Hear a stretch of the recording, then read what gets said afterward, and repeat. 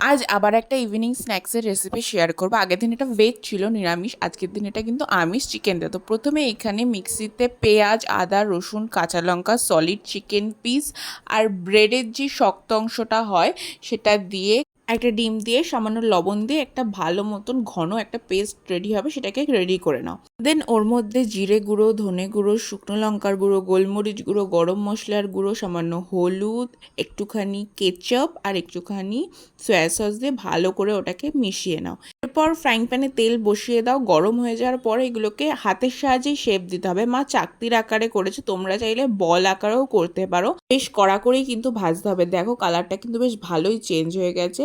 এখানে পেঁয়াজটাকে গার্নিশিং এর জন্য ইউজ করা হয়েছে। সস, মেয়োনিজ যা দিয়েই খাবে, খেতে অসাধারণ লাগবে। বাড়িতে অবশ্যই ট্রাই করো। দেখা হবে পরের ভিডিওতে। টাটা।